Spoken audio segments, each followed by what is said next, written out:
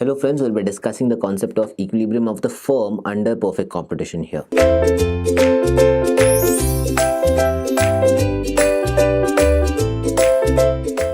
Now, here we need to understand the concept of, we have already understood what perfect competition is, what are the main features of perfect competition. Now we need to understand what is the equilibrium position of any specific firm. We are talking about one single firm here when it comes to perfect competition being a part of it.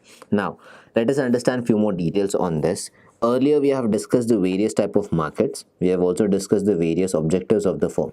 We have understood perfect competition, the different kind of market, basically monopolistic, monopoly, perfect competition, oligopoly, etc.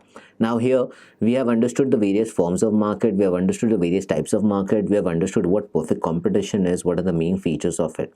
Now it's time to understand the equilibrium position under perfect competition.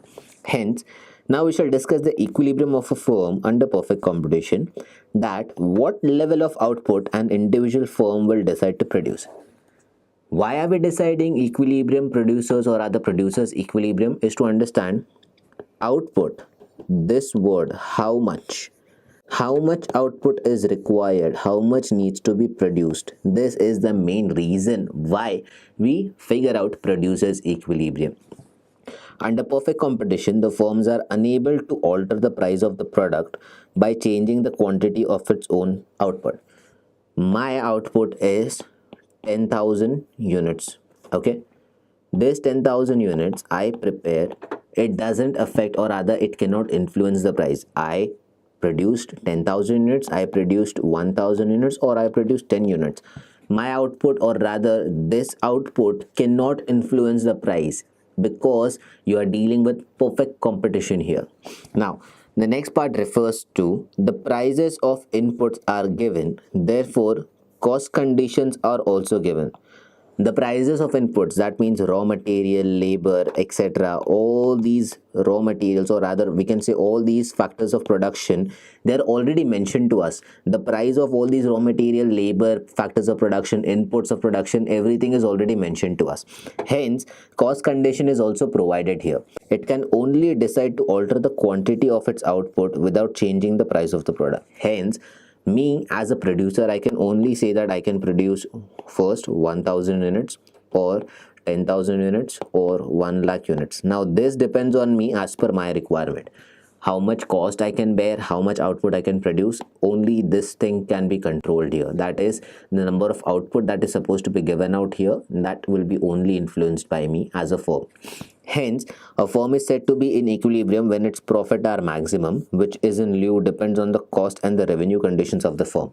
Now, profits, if maximum, firm is said to be in equilibrium position. That means it is at an equilibrium position whereby profits are maximum, costs are less, and or rather cost and revenue ratio is absolutely perfect. Revenue is greater than cost can be bared here, revenue is fine, and profit is maximum at that portion.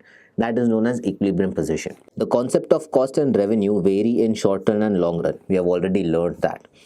Thus, a competitive firm has 4 equilibrium states during, or rather differing based on a period of operation as follows. Now, what are those 4 states? Short run equilibrium of a competitive firm, that is one state. Next is long run equilibrium of a competitive firm. The next is short run equilibrium of a competitive industry, and long run equilibrium of a competitive industry. Okay, now whatever we have learned here, this detail provides, or rather these are the 4 stages. Now these 4 stages are divided into 2 types, that means firm and industry. Short run, long run of firm, short run, long run of industry. Hence you have to classify this thing in this specific manner: firm and industry, short run and long run. That is the only thing that you need to understand.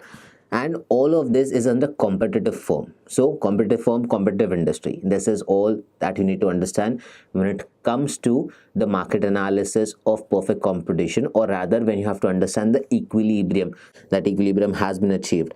Only in certain cases where I've understood that the cost is going to be less as compared to the revenue, which will lead to profit, and the moment I figure out that this profit is maximum I can achieve, I know that achieved equilibrium here. I know that I have achieved equilibrium in all these scenarios.